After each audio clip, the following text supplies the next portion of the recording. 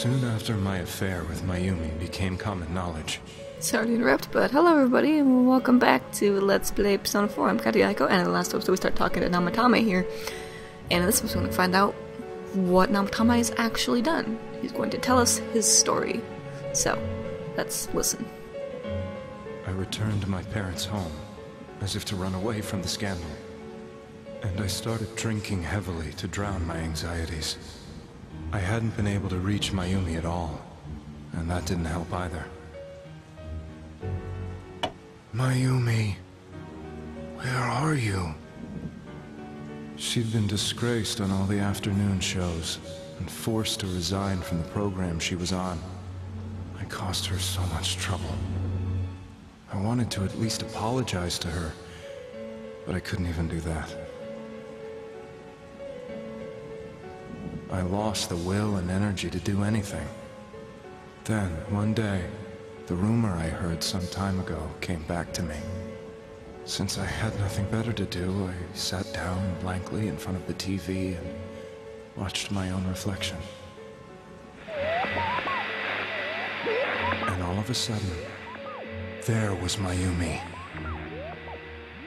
Mayumi? Is that you? The Mayumi inside the TV looked as if she was calling to me for help. Mayumi? Mayumi! When I reached out unthinkingly to touch her, my arm disappeared into the TV, as if I had dipped it into a pool of water. I was so shocked that I lost my balance and nearly fell face first into the TV.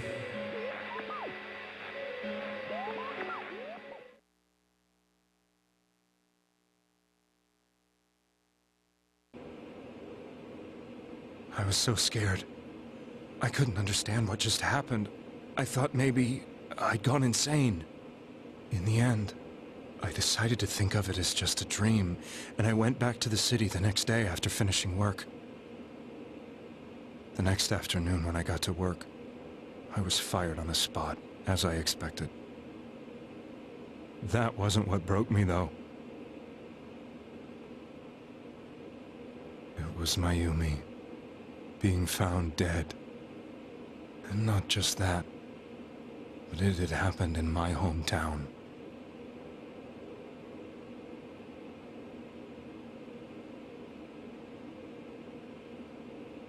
I was dumbstruck. But later on, I remembered the image of Mayumi I'd seen that night. Was it not a dream? Could it really have been an SOS from Mayumi? I hadn't touched another TV because the first time was so terrifying, but I decided to try it again. And I confirmed that none of it was a dream.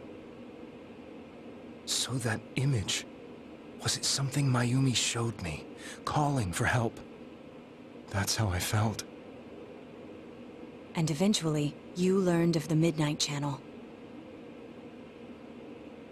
I remembered that when Mayumi was alive, she was chasing a rumor about some bizarre TV program. I'd heard about it before, but I thought it was just an urban legend. But then Mayumi appeared on it, and later turned up dead. The more I thought about it, the harder it became to believe that the two events were unrelated. Soon after that, I came back to Inaba to answer the police's questions. I'd lost my job, and I wanted to know the truth of Mayumi's death for myself. Then, on another rainy night, someone else appeared on the Midnight Channel. It was a girl. She looked like she was calling for help, just like Mayumi. The first thing that came into my mind was, maybe this girl will be the next to die. And that was Saki-senpai. I'd been following all the news about Mayumi, so I noticed right away that she was the girl who found Mayumi's body. And if my hunch was right, she'd be the next victim. I didn't want her to die the way Mayumi did. So I desperately kept watching. I was consumed with the idea of rescuing her. Then, little by little, her image on the screen came into sharper focus. It became sharper?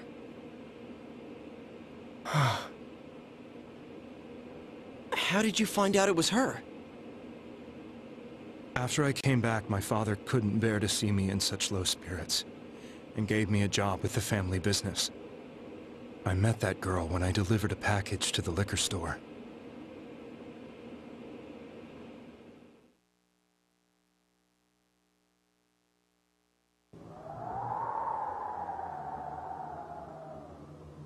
After agonizing over it, I decided to meet her, and told her to be careful.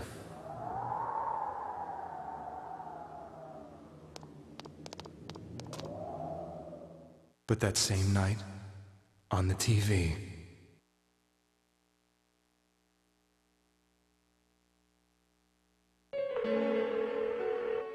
she looked as if she was being engulfed by some black shape. She was writhing in pain. That's why I warned her. Why won't she pick up the phone? Come on! Please!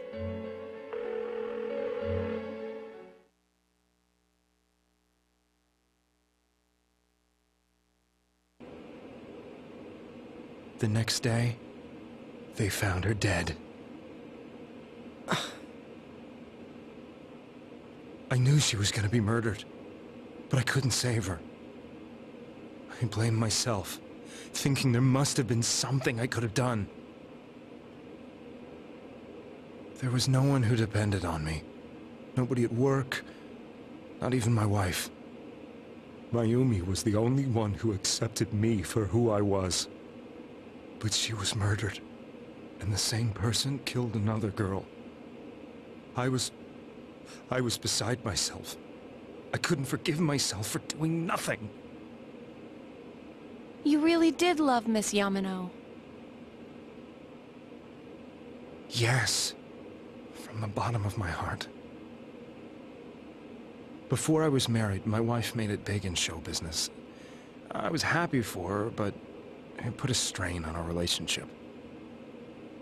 I think I can kind of relate.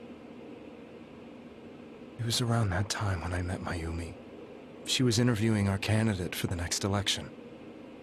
She was a big-name announcer, but she only worked with local stations, and her attitude towards work was similar to mine.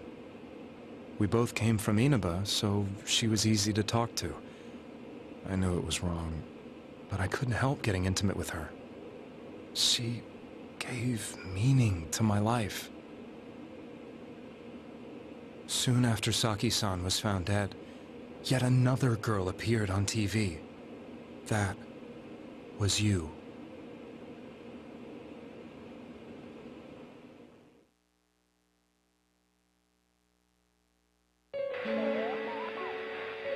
She'll be kidnapped next, and murdered.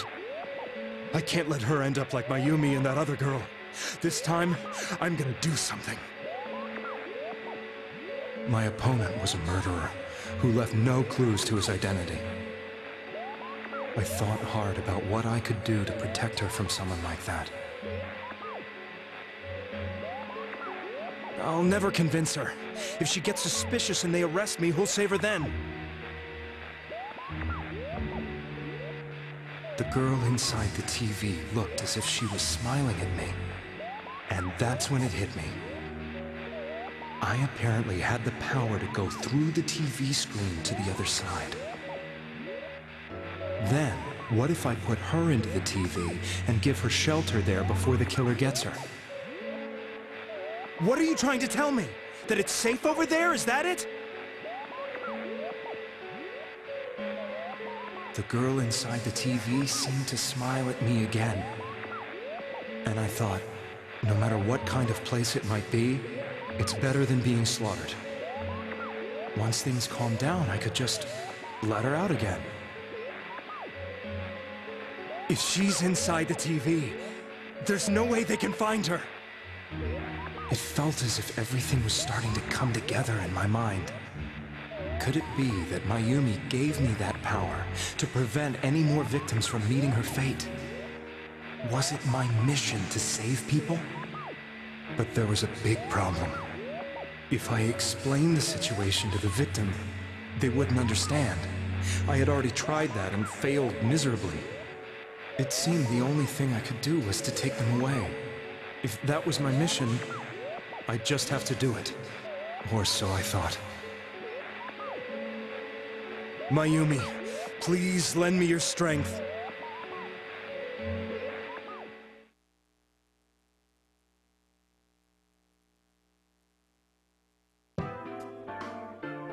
So, since you thought people who appeared on the Midnight Channel would be killed, you kidnapped us in order to save us. Mission, give me a break! You never stopped and wondered about any of this?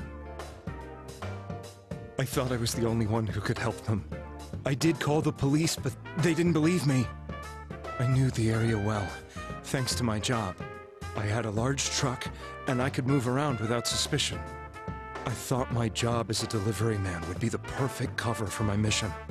I thought no one else could do it. But are you telling me that I wasn't saving them? If a person is still within the TV world when the fog appears here, they will die. Beginning with Yukiko-san, the people you thought you had been saving were, in fact, in mortal peril. It was my friends here who really saved us all. I had a feeling that was it. When I went after that little girl and entered the TV myself, for the first time, I had some doubts about myself. You refer to Nanako-chan, correct? The police were after me, so I had to get away. But I still felt I needed to do everything I could to save that poor little girl. That's why I went in after her. But the TV world was completely different than I imagined. Such an abominable, grotesque place. I knew that the three of you who I saved went back to your normal lives, so I didn't realize how terrible that world was. I never knew you couldn't even get out of that place on your own. I thought I was going insane. I probably did. And you know the rest. When I came to, I was lying in a hospital bed. You really were trying to save people. But I ended up doing just the opposite. What a fool. I always wanted to enter the world of politics and become useful to society. But after losing my job and the woman I loved, all I had left was this power. I convinced myself that world was some sort of sanctuary, and I secretly believed myself to be a hero.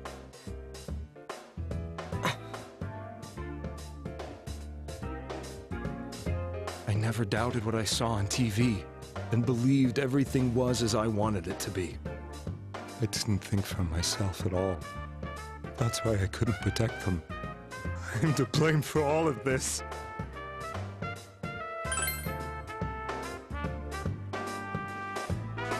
I suppose so. But the things I've done are too serious to be brushed aside like that. I have no intentions of running away from my crimes. I'm prepared to face the consequences. Kidnapping is already a serious crime. And on top of that, I put all those lives in danger. I'm sorry. The Midnight Channel and the other world? You can hardly be blamed for failing to understand them properly. We must apologize to you as well. Had we let our emotions blind us to the truth, we would have piled all the responsibility on you. I guess from your point of view, people did stop dying once you started saving people. The more you did it, the more you really believed you were preventing their deaths. I'm such a joke. I'm sorry. I'm getting a little tired. What are you all crammed in here for? My apologies. We'll be leaving now. Wait. I beg you, please, find whoever's behind this. You children are the only ones who know about that world.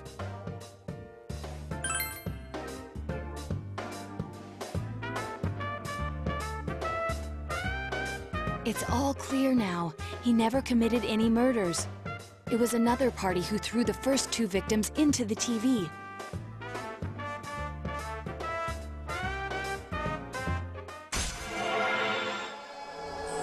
Two rankings of the same arcana in one day. Interesting.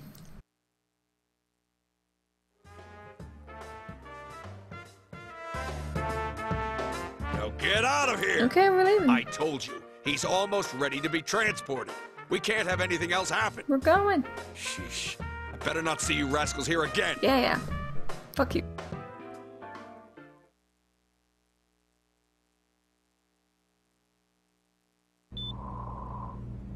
Nanako-chan looks like she's in pain.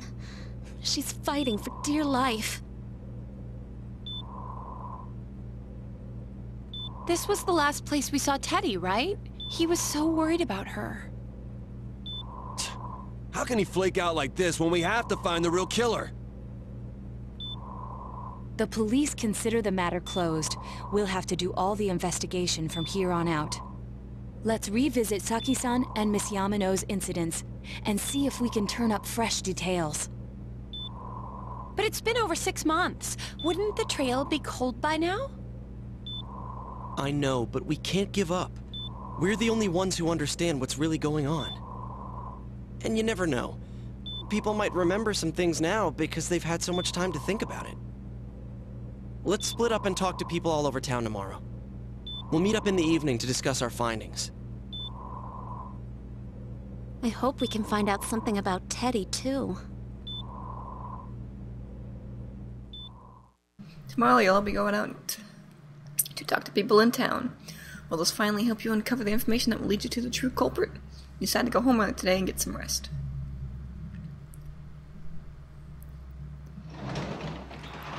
Alright, and that will be the end of this episode. In the next episode we're going to go ahead and talk to a bunch of people all around town to hopefully fix stuff. Yep. So, thanks everybody for watching, and I'll see you guys next time. Bye.